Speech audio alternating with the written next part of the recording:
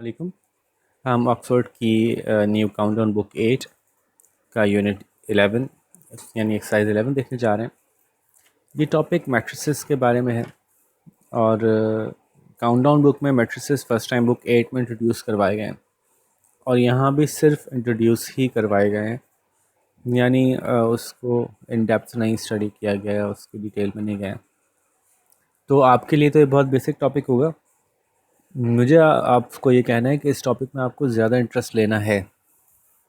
थोड़ा सा कोशिश करें कि इसके साथ ना अपनी फीलिंग एफिनिटी अच्छी बनाएं। ये बड़ी अजीब सी बात है, लेकिन एक्चुअली मैथ्स में मैंने ये डिस्कवर किया है कि अगर बच्चे को शुरू में किसी चीज़ के साथ एफिनिटी बन जाए, उसको कोई चीज़ शुरू में अच्छी लगने लगे, हालांकि वो उसके अभी कॉम्प्लेक्स सिचुएशंस में गया ही नहीं, तो बस शुरू का अच्छे लगने से वो बाद में भी उसकी कॉम्प्लेक्सिटीज़ को हैंडल करने के लिए ज़हनी तौर पर तैयार हो जाता है, उसको वो चीज़ इतनी बुरी नहीं लगती। और अगर किसी टॉपिक से शुरू में ही एक अजीब सा एक अजनबियत सी हो जाए, कोई नफरत सी हो जाए, तो चाहे बाद में उसको कितना भी आसान बना के प्रेजेंट कर दें, वो फिर जहन में नेगेटिव तासुर ही रहता है बहुत अरसे तक। तो matrices and algebra, third geometry, इनको ज़रा थोड़ा ज़्यादा आप लोगों ने मोहब्बत से समझ के पढ़ना है और ये जहन में अपने आप को बार बार याद दिलाते रहना है कि इट्स ईजी, इतना मुश्किल नहीं है और it's very very important for your actual practical life, professional life. आगे जाके जो स्टडीज़ आपको लेटर ऑन करनी है, ख़ास तौर पर अगर आप में से कोई आईटी में जाना चाहता है, रिसर्च में जाना चाहता है, डेटा में जाना चाहता है, एनालिसिस में जाना चाहता है, तो ये बहुत इम्पॉर्टेंट एरिया है मैट्रिसेस। इसकी अंडरस्टैंडिंग ज़रूरी है। ठीक है, तो आपके पास तो बहुत ही बेसिक लेवल का है, तो आपको तो वैसे कोई मुश्किल नहीं होने वाली। शुरू करते हैं। मैट्रिसेस क्या होते हैं, अभी अगर आपको समझाने के लिए मैं एक्सप्लेन करूं उसको बिल्कुल ही बच्चों के अंदाज में, तो रोज़ और कॉलम्स को मिला के एक साथ लिख देने को मैट्रिसेस कहते हैं। अब ये इसकी कंप्लीट सही डेफिनेशन नहीं है, लेकिन फ़िलहाल इस स्टेज पे ये काफ़ी है। फॉर एग्ज़ाम्पल अगर मैं कहूँ, तो ऐसा इस पर आ गया, अगर मैं कहूँ कि क्लास 1, क्लास 2, क्लास 3 के अंदर बॉयज़ एंड गर्ल्स की तादाद इस तरह से लिखी हुई है कुछ, के क्लास 1 में 10 हैं बॉयज़, 12 हैं गर्ल्स, 8 हैं बॉयज़, 9 हैं गर्ल्स, 11 हैं बॉयज़ और 7 हैं गर्ल्स। तो इस सूरत में इसको लिखने का तरीका कुछ ऐसे भी हो सकता है: 10, 8, 11, 12, 9, 7, और इसको हम एक नाम दे देंगे, ये मैट्रिक्स ए है। ठीक है, तो ये ऐसे क्यों लिखते हैं, इस तरह से लिखने का क्या फ़ायदा है, ये लिखने से हुआ क्या, पहले भी तो ऐसे ही लिखा हुआ था। तो बहुत सी इक्वेशंस सॉल्व करने में, ख़ास तौर पे कंप्यूटर एडेड जो हमारे पास सॉल्यूशंस हैं, उसमें बहुत हेल्प मिलती है। कंप्यूटर को इस तरह समझाने में बहुत आसानी मिलती है हमें, तो हम खुद भी आदत डाले रखते हैं अपने आप को कि इस तरह समझना है। कॉम्प्लेक्स सिचुएशंस को बहुत इजी करके सॉल्व करता है मैट्रिक्स। आमतौर पे हमें जिस तरह से पढ़ाया जाता है उसमें एक आसान, हालांकि मैट्रिक्स का मकसद ये था कि वो कॉम्प्लेक्स मैथमेटिकल इक्वेशंस को सिंप्लीफाई करके रिजॉल्व करे। हमें पढ़ाया जाता है कि मैट्रिक्स ही मुश्किल लगने लगता है हमें।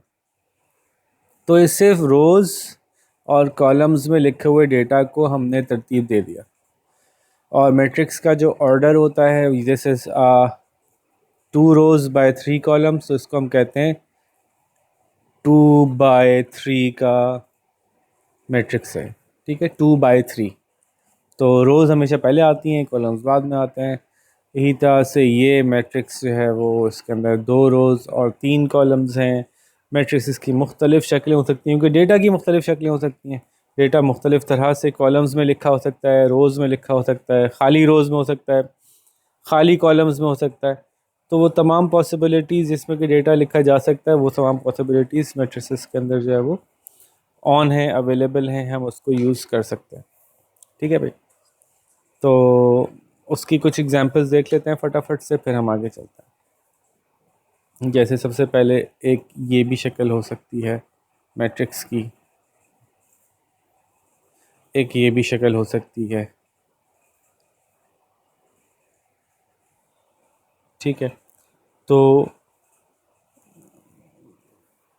इन शक्लों के आसानी के लिए कुछ नाम रखे गए हैं, लेकिन इसका मैट्रिसेस की मुश्किल और आसानी से उनको सॉल्व करने से, सॉल्व ना कर पाने से, इससे कोई ताल्लुक़ नहीं है। ठीक है, ये मैट्रिक्स जो है, इसका कोई नाम अगर रख दिया, वो नाम किसी को नहीं पता तो फिर भी सॉल्व कर सकता है। इसका कोई नाम रख दिया, नाम रखना मैट्रिक्स का कोई भी नाम होना, वो उसकी नॉलेज, उसके सोल्यूशन या उससे फ़ायदा उठाने का में के रास्ते में कोई आसानी या मुश्किल क्रिएट नहीं करता। ठीक है, लेकिन इस चैप्टर में सारा का सारा ज़्यादातर गेम ही है, इसका नाम क्या है, उसका नाम क्या है, इसका एलिमेंट कौन सा है, उसका एलिमेंट कौन सा है। तो बहरहाल वो हम इसलिए पढ़ लेंगे, लेकिन ये मैं आपको बता रहा हूँ कि एक्चुअल जो सोल्यूशन है वो तो कैसे इनको हैंडल करना है, उस पर काम करना है हमें। लेकिन इनके कुछ नाम भी हैं, एक दफ़ा समझ लेते हैं ताकि बाद में आप लोगों के लिए आसानी हो। ओके, तो जैसे मैंने कहा कि ये इसका ऑर्डर है कि पहले इसकी रोज़ बनाई जाएंगी, फिर इसके कॉलम्स। तो this is 3 by 1, 3 rows and 1 column। This matrix has three rows and 1 column, तो हम लिखेंगे इसको 3 by 1 या 3 by 1 इंग्लिश में लिख देंगे। ठीक है, ये 1/3 है, 1 रो है और 3 कॉलम है, तो इसमें तो कोई मसला नहीं है। जितने भी अंदर नंबर्स या वेरिएबल्स या जो कुछ भी अंदर लिखा हुआ है वो सब इसके एलिमेंट्स कहलाते हैं, तो इसमें भी मसला नहीं है। ऑर्डर क्या होता है, ऑर्डर मैंने बता दिया, रोज़ और कॉलम्स की शक्ल में उसको पुकारना ऑर्डर कहलाता है। उसके बाद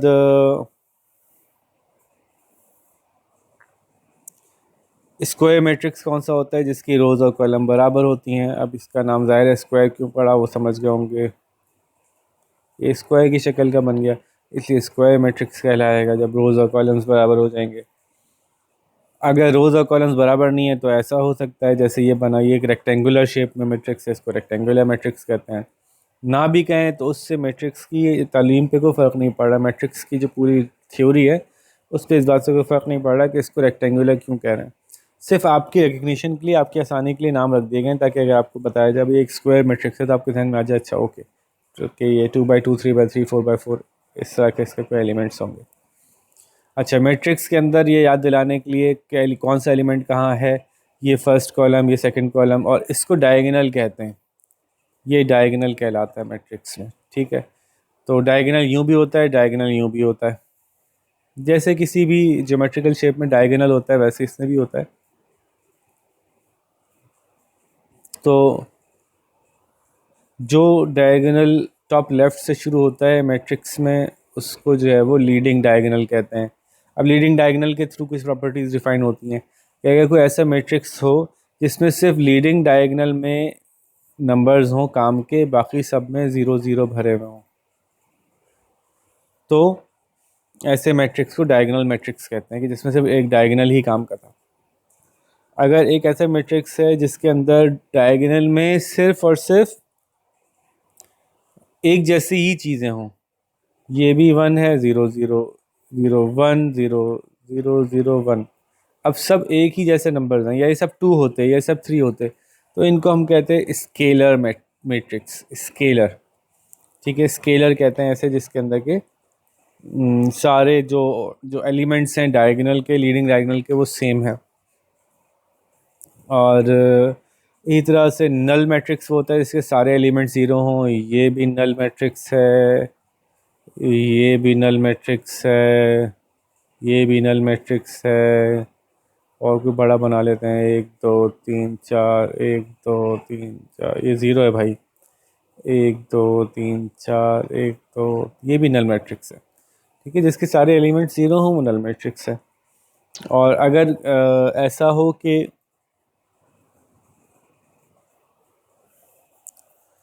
जो लीडिंग मैट्रिक्स है उसके अंदर 1 ही आ रहा है खाली, लीडिंग डायगोनल में, सॉरी, लीडिंग डायगोनल में अगर स्क्वायर मैट्रिक्स है, फॉर एग्जांपल 1 0 0 0 1 0 0 0 1, अब सब में सिर्फ 1 ही आ रहा है, तो उसको यूनिट मैट्रिक्स कहते हैं। ठीक है, तो ये हो गया। यूनिट मैट्रिक्स को जो है वो आई से प्रेजेंट करते हैं, जब यूनिट मैट्रिक्स आ जाए कहीं आंसर में तो उसको आई बोलते हैं। ये I3 है, यानी इस पर 3 by 3 का आई है, यानी यूनिट मैट्रिक्स है, उसमें 3 रो 3 कॉलम है। अगर दो रो दो कॉलम का होता है तो इसको I2 कहते हैं। अच्छा, मैट्रिसेस जो हैं उनको ऐड भी कर सकते हैं, सब्ट्रैक्ट भी कर सकते हैं, एलिमेंट टू एलिमेंट। और यही बस मैक्स आपके पास सब्जेक्ट नॉलेज में आ रही है कि अगर 2 1 5 4 का मैट्रिक्स है, इसको ऐड करना है 5 4 2 9 से, तो ये हो सकता है 2 को 5 में करेंगे, 1 को 4 में करेंगे, 5 को 2 में करेंगे, 4 को 9 में करेंगे, तो ये हो जाएगा 7 5 7 13। ठीक है, कुछ भी नहीं है इसमें, कोई मसला ही नहीं। सब्ट्रैक्ट भी हो सकता है, अगर आप इसी की जगह प्लस की जगह माइनस साइन लगा देते सब्ट्रैक्ट हो जाता। यहाँ प्लस के बजाय माइनस कर दें तो 2 minus 5 1 minus 4 5 minus 2 4 minus 9, result क्या निकलेगा इसका? -3 3 -5। ओके, सही है। तो मैट्रिसेस जो हैं वो ऐड भी हो सकते हैं, सब्ट्रैक्ट भी हो सकते हैं। और ये देख सकते हैं दो मैट्रिसेस उस वक्त इक्वल माने जाते हैं जब उसके अंदर रोज़ और कॉलम्स की तादाद सेम हो, और रोज़ और कॉलम्स की तादाद सेम हो, और साथ के साथ में उसके जो एलिमेंट्स हैं वो भी सेम हो। यानी फॉर एग्ज़ाम्पल, मैं इसको मिटा दूँ ज़रा, फिर आप साथ दिखाता हूँ। फॉर एग्ज़ाम्पल, अगर ये एक मैट्रिक्स है ABCD, तो ये ABCD के बराबर नहीं हो सकता क्योंकि इसके रोज़ और कॉलम सेम नहीं है। ठीक है, हालांकि एलिमेंट्स सिमिलर लग रहे हैं लेकिन ये इक्वल नहीं है। तो इन दोनों को इक्वल होना ज़रूरी है। फॉर एग्ज़ाम्पल, एक मैट्रिक्स है 2 + 1 3 + 1 4 + 1 5 + 1। ठीक है, ये क्या बराबर है इसके? 3 5 4 6 जी, ये बराबर है। एलिमेंट्स की तादाद भी सेम है, एलिमेंट्स के रोज़ एंड कॉलम्स भी सेम है, मतलब मैट्रिक्स ऑर्डर भी सेम है, और जो अंदर कॉरिस्पॉन्डिंग एलिमेंट्स हैं वो एक दूसरे के बराबर हैं। फर्स्ट एलिमेंट फर्स्ट के बराबर है, सेकंड सेकंड के बराबर है, थर्ड थर्ड के बराबर है। ठीक है जी, तो ये कुछ बातें थी। करने से पहले एक आखिरी टॉपिक इसका जो है वो होगा ट्रांसपोजिशन। वो भी आसान सा टॉपिक है। किसी मैट्रिक्स को ट्रांसपोज करना है, इसका मतलब है जो उसके रोज़ हैं वो उसको कॉलम बना दें, जो उसके कॉलम है उसको रोज़ बना दें। तो अगर मैं कहूँ 1 2 3 4 को ट्रांसपोज करें, तो ये इसकी रोज़ हैं, ये इसके कॉलम हैं। तो जो रो है वो कॉलम बन जाएगी 1 2 3 4। तो ये मैट्रिक्स जो है वो ये मैट्रिक्स ट्रांसपोज हो गया। सो आई थिंक इस पूरे एक्टिविटी में आपके पास इसके अलावा कुछ और ख़ास नहीं है। So let's start the exercise. अच्छा हाँ, अगर ये 1 2 3 4 5 6 एक रेक्टेंगुलर मैट्रिक्स होता और इसको ट्रांसपोज करते आप, अगर ये A है तो A का ट्रांसपोज बनता 1 2 3 4 5 6। ठीक है, तो ये वही बेसिक बात है जो भी थोड़ी देर पहले हमने की थी, इसमें कुछ नया नहीं है। Let's indulge into the exercise. Exercise में क्या कह रही है, शुरू किए तो आप कर लीजिएगा। ऑर्डर बताना है। ऑर्डर भाई बहुत आसान है, 1 2 3 4 है, सेम स्क्वायर मैट्रिक्स है तो 2 बाई 2 हो गया। ठीक है, ये एक एलिमेंट है, 2 3 4 एलिमेंट हैं, 2 बाई 2 हो गया। इसमें 1 2 3 एलिमेंट हैं, तीनों एक ही रो में हैं, तो रो 1 है, कॉलम 3 है, तो 1 बाई 3 हो गया। ऐसे लिख दीजिएगा इसको, या बीच में बाय का लफ्ज़ लगा दीजिएगा। ये 3 एलिमेंट हैं, खाली ये ऐड हो रहा है ना तो मिलके एक एलिमेंट बनेगा। तो इसमें 3 रोज़ हैं, एक कॉलम है, 3 बाई 1 हो गया। अब ये खुद कर लीजिए, वैसे तो खुद करने का इसमें कुछ है नहीं बच्चों वाला। नेक्स्ट देखते हैं जी, हम इसको डिलीट करते हैं और ये खोलते हैं पेज अगला। नेक्स्ट क्वेश्चन है, state the location of the following elements in their respective matrices. अब ये बिल्कुल छोटी क्लास वाला सवाल है। ये आपको ये बताना है कि 50 का क्या कहाँ मौजूद है और 2 कहाँ मौजूद है ये बताना है। अब इसमें जो है ना वो मैट्रिक्स के जो एलिमेंट्स हैं उनको यूँ लिखा जाता है कि इसमें जो फॉर एग्जांपल मैं इसको एक सेकंड के लिए बंद करता हूँ कि 4x4 का मैट्रिक्स लेते हैं, 1 5 9 2 को लेते हैं। तो इसमें जो पहली पोजीशन है इसको कहा जाता है A11 first row first column. दूसरी पोजीशन को कहा जाता है A12 first row second column. इसको कहा जाएगा A21, इसको कहा जाएगा A22। ठीक है, ये पोजीशंस के नाम रखे हुए हमने ताकि बोलना वो चाहे हम कि भाई ये A22 को उठा लो यहाँ से, तो इसका मतलब है इसकी बात हो रही है। इस रिप्रेजेंटेशन के लिए हमने नाम रखे हुए हैं। तो ये पूछ रहे हैं। ओके, सो इसका आंसर क्या होगा? A11 और A21, क्योंकि पहले रो लिखते हैं बाद में कॉलम लिखते हैं। तो इसमें एक कॉलम है, दो रोज़ हैं, रो 1 रो 2, कॉलम 1 कॉलम 1। इसमें A11 A12 A21 A22 A31 A32, ये टोटल इसके अंदर जो है वो बनेगा इसका शेप।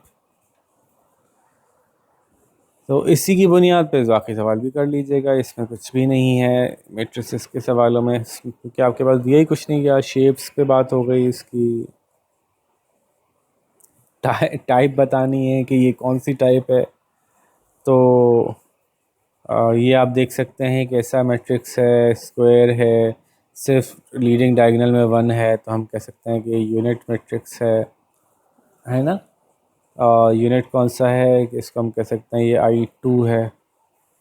और जी क्या है, कोई मुश्किल वाला ले लें। ये देखें, सिर्फ इसके लीडिंग डायगोनल में नंबर्स हैं लेकिन सेम नहीं है, तो हम इसको खाली डायगोनल मैट्रिक्स कह देंगे। ठीक है, ये खाली डायगोनल है।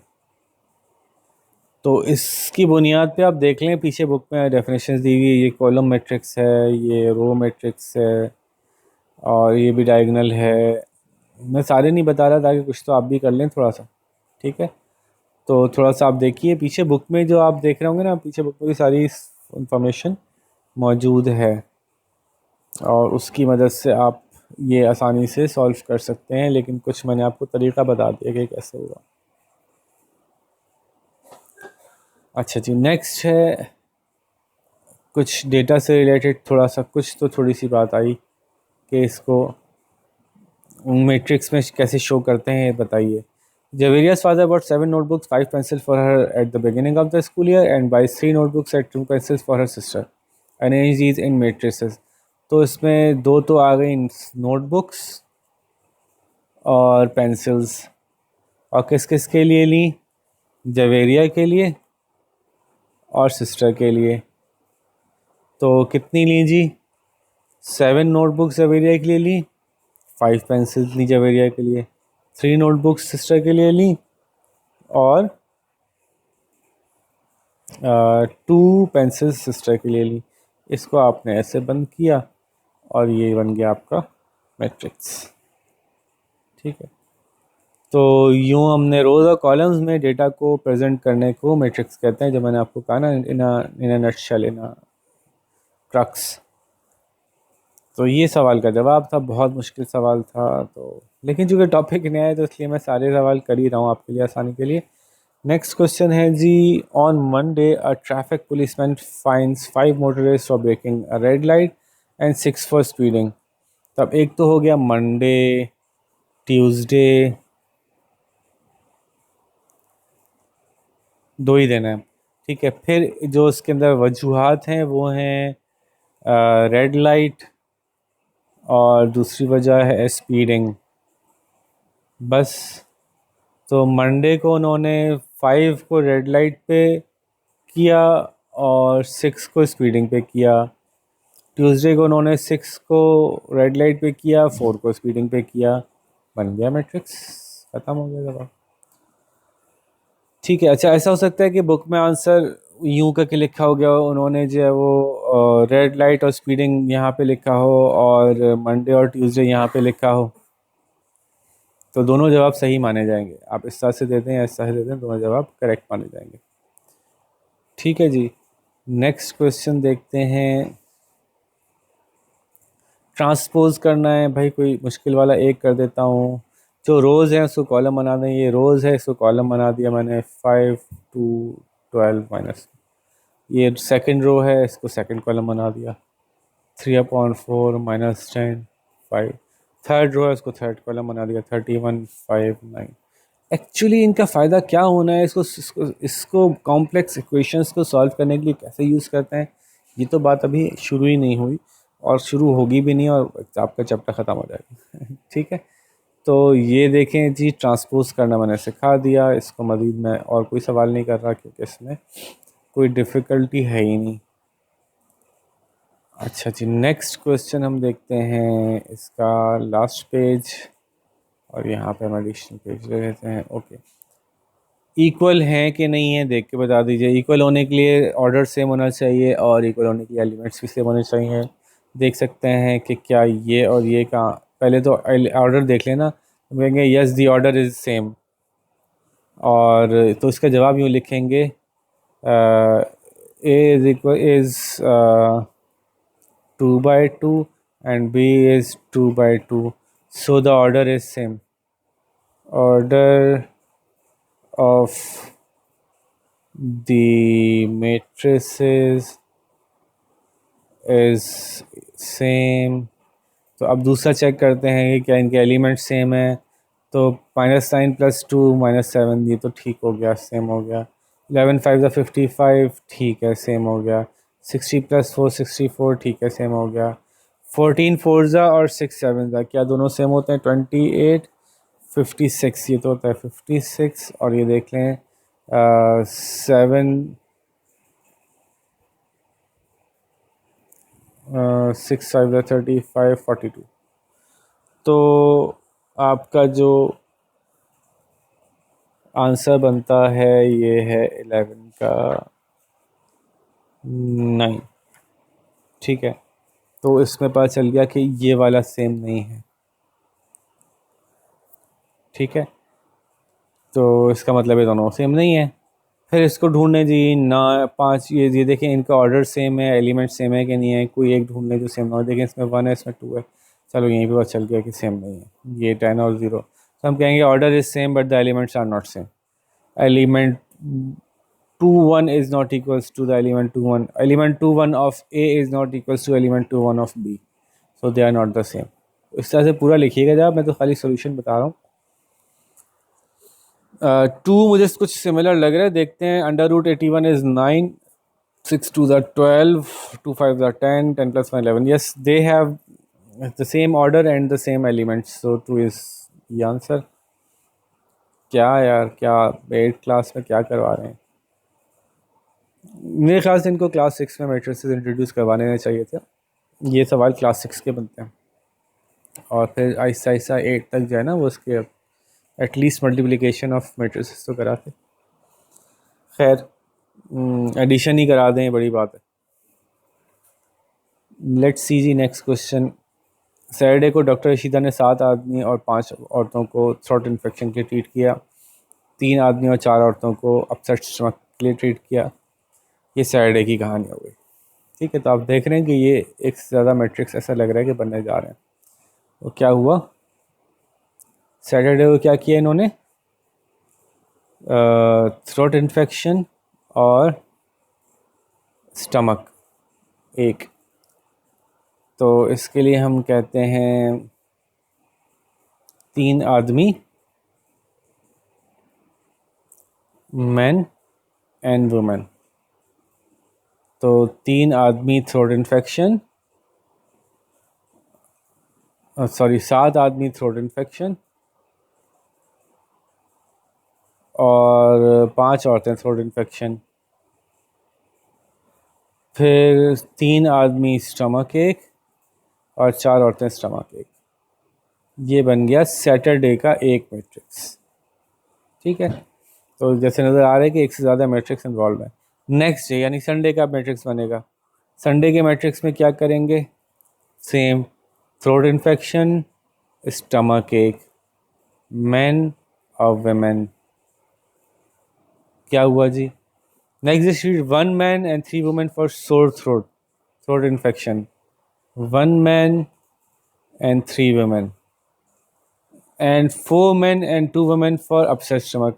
4 men and 2 women for upset stomach. तो बताइए कितने मैन और कितनी वेमेन उन्होंने ट्रीट किए इन पूरे दिनों में. How many man and women did doctor Rashida treat for each element during the 2 days, दोनों बीमारियों के लिए. तो थ्रोट इन दोनों मेट्रिसेस को प्लस करेंगे तो हमारे पास आ जाएगा Saturday plus Sunday is equals to 1 + 7, 4 + 3, 3 + 5, 2 + 4. ठीक है ना. तो द आंसर इज 8, 7, 8 and 6. तो मंडे को उन्होंने जो है वो सॉरी थ्रोट इन्फेक्शन के उन्होंने 8 मर्द और 8 औरतें ट्रीट की दोनों दिनों को मिलाकर, तो टोटल 16 पेशेंट्स बन गए. और स्टमक एक के उन्होंने 7 मर्द और 6 औरतें ट्रीट की, तो टोटल 13 पेशेंट बन गए, 16 and 13. ये हिसाब से आप आंसर मैट्रिसेस के थ्रू निकाल सकते हैं. ठीक है जी. तो आप कहेंगे तो हम वैसे भी निकाल सकते थे. हाँ निकाल सकते थे, लेकिन जो मैट्रिसेस का असल पर्पज़ है वो अभी हम उस पर नहीं आ रहे हैं कि क्यों फिर इसकी ज़रूरत क्यों पड़ती है. जब कॉम्प्लेक्स इक्वेशंस आपके सामने होती है ना, तो उसके आप कॉन्स्टेंट्स को आसानी से मैट्रिसेस के थ्रू सॉल्व करते हैं, और भी एप्लीकेशन हैं. तो आगे चलते हैं. Last week Jamil watch 3 black and 2 white saloon cars, 4 black and 3 white sports cars. तो 2 अलग अलग वीक हैं, 2 अलग अलग वीक का डेटा बनेगा. वीक 1 का बनेगा black and white sports cars, saloon cars and sports cars.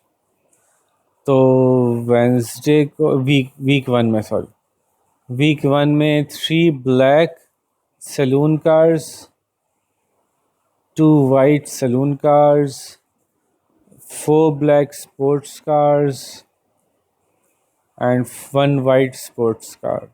ये वीक 1 का बन गया. और वीक 2 के अंदर इन्होंने क्या किया है,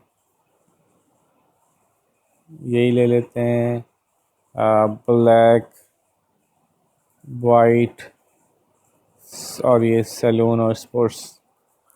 ठीक है. तो नेक्स्ट वीक इन्होंने क्या किया है, 1 black and 5 white saloon cars, 1 black 5 white, 2 black 1 white sports cars. तो 2 मैट्रिसेस हो गए हमारे पास. तो अब पूछ रहे हैं how many cars did he wash all together. तो आप बता सकते हैं कि टोटल कितनी कार्स हैं, वैसे ही बता सकते हैं, लेकिन मैट्रिक्स को सॉल्व करके ऐड करके आपको सॉल्व करके बताना है, आप खुद कर लीजिएगा. नेक्स्ट क्वेश्चन है जी, Ali has 10 rose and 16 fancy plants, 7 rose and 12 fancy plants in the back garden. इतने इन द फ्रंट गार्डन का अलग बनेगा, बैक गार्डन का अलग बनेगा मैट्रिक्स. 1 महीने बाद, नहीं sorry, 10 rows 16 in front garden, 7 rows and so ये एक ही मैट्रिक्स हो गया ना. ये तो फ्रंट गार्डन बनेगा, बैक गार्डन बनेगा, रोज और पेंसी. तो ये बन जाएगा एक मैट्रिक्स. सही है. फिर 1 महीने बाद, तो नाउ 1 month बिफोर, फिर 1 month आफ्टर, 2 अलग अलग बनेंगे. 1 महीने बाद इसके पास 8 रोज और 3 पेंसी फ्रंट गार्डन में, 4 रोज और 10 पेंसीज बैक गार्डन में. बताइए कितने ज़ाया हुए. तो ये सब्ट्रैक्ट करके निकलेगा. 1 मंथ पहले वाले में से 1 मंथ बाद वाले को माइनस कर दीजिएगा, आंसर आ जाएगा. तो मैं इसलिए नहीं कर रहा कि कुछ तो आपको भी करना चाहिए ना. नेक्स्ट क्वेश्चन है, हो सकता है लास्ट वाला थोड़ा सा मुश्किल हो, तो वो मैं कर दूँ. मतलब ये तो आप ज़बानी बता सकते हैं ना. 10 रोज़ थे आगे, 7 रोज़ थे पीछे, तो अब आगे रह गया 4 रोज़, तो 6 लूज़ कर दिए, और नहीं 8 रोज़ रह गए तो 2 लूज़ कर दिए, और पीछे रह गए 4 तो 3 लूज़ कर दिए. तो ये तो ज़बानी ही बता कर सकते हैं, इसलिए मैं ये सॉल्व नहीं कर रहा, ये आप खुद कर लीजिएगा. Arif the laundryman had to wash 12 white and 6 black shirts, 5 white and 3 black trousers. अच्छा कब करना पड़ा ये इसको? By evening he had washed 9 white and black shirts and 2 white and 2. So how many clothes each type remained to be washed? आए थे wash होने के लिए 12 वाइट और 6 ब्लैक शर्ट्स और 5 वाइट्स और 3 ब्लैक ट्राउज़र्स। ठीक है, जो धो लिए थे उसने अब तक वो 9 वाइट और 4 ब्लैक शर्ट्स और 2 वाइट और 2 ब्लैक ट्राउज़र्स थे। बताइए कितने धोने बाकी थे? ये धुलने आए थे, इतने धो लिए थे, तो माइनस करेंगे। अगेन आंसर बहुत आसान है। 12 में से 9 माइनस होंगे तो बचेंगे 3, 6 में से 4 बचे 2, 5 में 2 बचे 3, 2 में से 1। ये आंसर है कि जी 3 वाइट और 2 ब्लैक शर्ट्स बची हैं, 3 वाइट और 1 ब्लैक ट्राउज़र बचा है। सो ये मैंने चलें उसकी जगह ये सॉल्व कर दिया। The whole exercise has been solve. I think अब आपको कोई प्रॉब्लम नहीं हो रही होगी, पहले भी नहीं होनी चाहिए थी। It's a very very very basic level exercise as I believe it should have been given in book 6 rather than book 8। बहरहाल ये इनकी मर्ज़ी है। तो यहाँ पे ख़त्म करते हैं। अपना बहुत सारा ख्याल रखिएगा, जल्दी से कंप्लीट कर लीजिएगा। फिर अगली बुक एक्सरसाइज के साथ मुलाकात करते हैं। अल्लाह हाफ़िज़।